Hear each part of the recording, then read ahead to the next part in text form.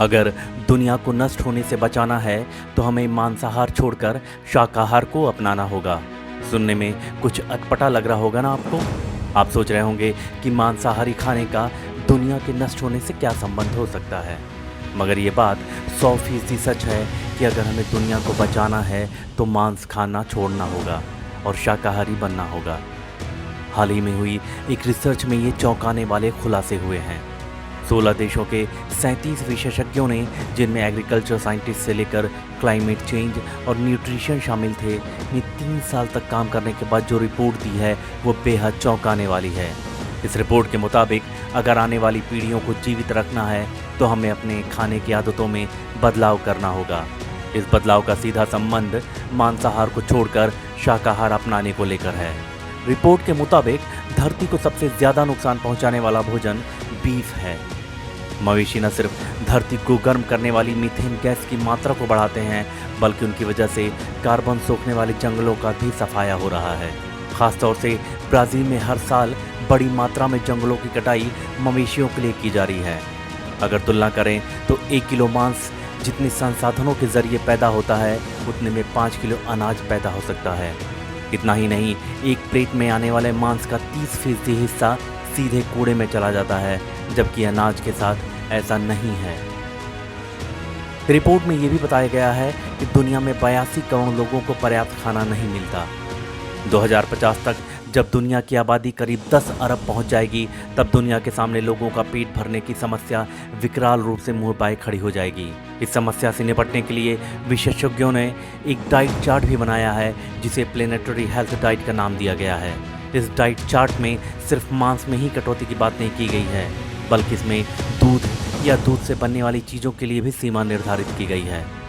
इसमें शुगर और red meat की खपत आधी करने के साथ ही कई सब्जियों, फल और ड्राई फ्रूट्स की खपत को दोगुना करने की बात कही गई है। इसके मुताबिक हमें रोज़ सिर्फ 1 कप दूध ही लेना है। इसके अलावा अंडा केवल 1 या 2 प्रति हफ्ते।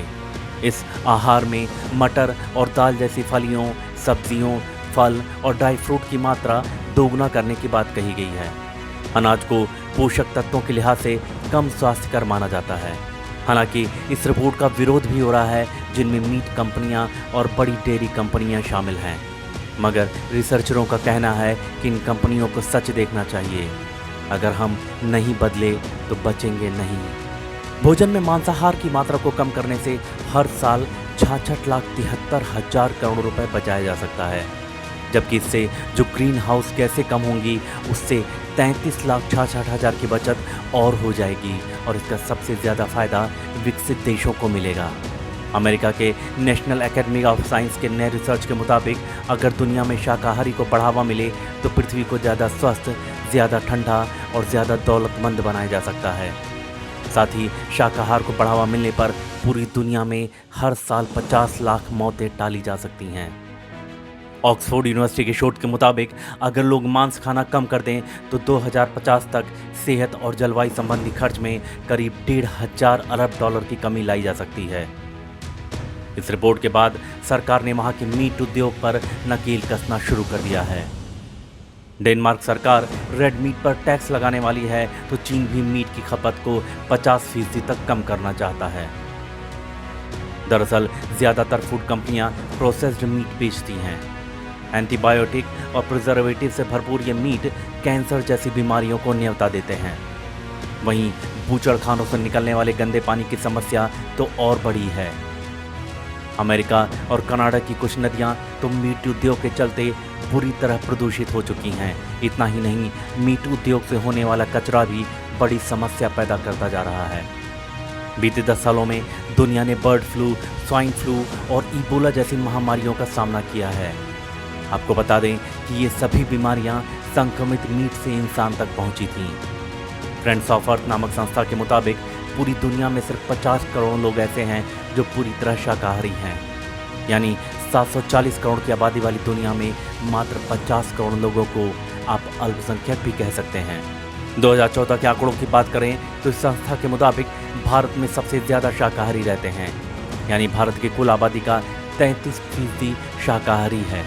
एक अनुमान के मुताबिक जानवरों को पाने के लिए जो भोजन दिया जाता है वह अगर मनुष्य को दिया जाने लगे तो दोगुने लोगों का पेट भर सकता है।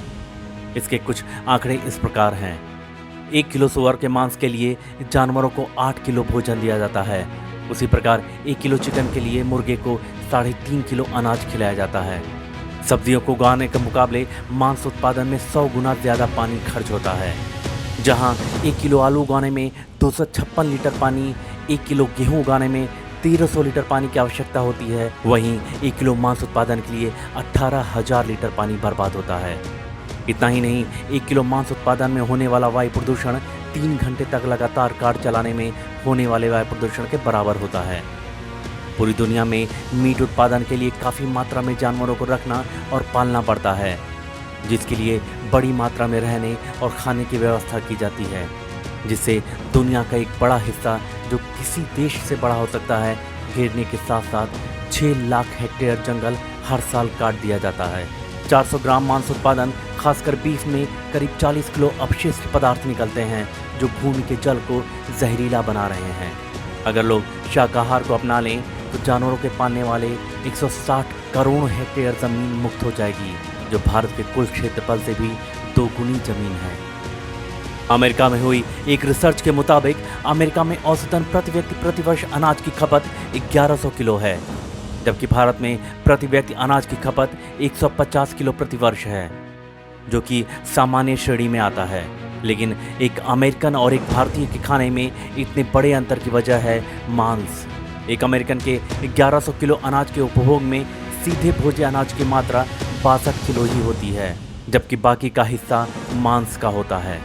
भारत के संदर्भ में कहें तो 150 किलो आहार में यह अनुपात 146.6 किलो अनाज और 3.4 किलो मांस होता है। वेजिटेरियन सोसाइटी नामक संस्था के मुताबिक एक अमेरिकी एक साल में 122 किलो मीट पदार्थ खा जाता है। इसके अनुसार एक ब्रिटिश नागरिक अपने पूरे जीवन में 11,000 जानवर खा जाता है, जिनमें 28 बतख, 1 खरगोश, 4 गाय भैंस जैसे बड़े जानवर, 1158 चिकन, 3593 सेल्फीज और 6,182 मछलियां शामिल हैं। वैज्ञानिकों के मुताबिक अगर मांसाहार को छोड़कर शाकाहार अपनाया जाए तो 2050 तक 120 अरब मुर्गे मुर्गियों, 1.5 अरब गायों, 1 अरब भेड़ों और 1 अरब सूअरों को न तो पैदा करने की और न ही पालने की ज़रूरत पड़ेगी। आपको बता दें कि इतने बड़े पैमाने पर इन जानवरों के न रहने से धरती का करीब 3 करोड़ 30 लाख वर्ग किलोमीटर क्षेत्रफल के बराबर का इलाका खाली हो सकता है। ये इलाका अफ्रीका महाद्वीप के क्षेत्रफल के बराबर है, और ये तब है जबकि इनमें चारागाहों की ज़मीन शामिल नहीं की गई है। वैज्ञानिकों के मुताबिक इतनी ज़मीन को अगर वन क्षेत्र में तब्दील कर दिया जाए तो ग्लोबल वार्मिंग में बेहद कमी लाई जा सकती है। लॉन्सेट मैगजीन के मुख्य संपादक रिचर्ड हॉटन ने कहा है कि मानव इतिहास के 2 लाख साल में ऐसा पहली बार हुआ है कि प्रकृति और धरती के साथ हमारा तालमेल एकदम बिगड़ गया है। हम धरती के संसाधनों को संतुलित रखते हुए एक संपूर्ण आबादी को स्वस्थ आहार नहीं खिला सकते। वहीं महान वैज्ञानिक अल्बर्ट आइंस्टीन ने एक बार कहा था कि धरती पर जीवन बनाए रखने में कोई भी चीज़ मनुष्य को उतना फ़ायदा नहीं पहुंचाएगी जितना कि शाकाहार का विकास। अब फैसला हमारे ऊपर है, क्योंकि ये धरती भी हमारी है तो फैसला भी हमारा ही होगा। अभी भी वक्त है, हमें सोचना होगा और जल्द से जल्द निर्णय लेना होगा। या तो हम मांसाहार छोड़ शाकाहार को अपनाकर इस धरती को आने वाली पीढ़ियों के लिए बचा सकते हैं, या फिर अपने क्षणिक स्वाद के लिए हम धीरे धीरे इस धरती को नष्ट होते हुए देख सकते हैं।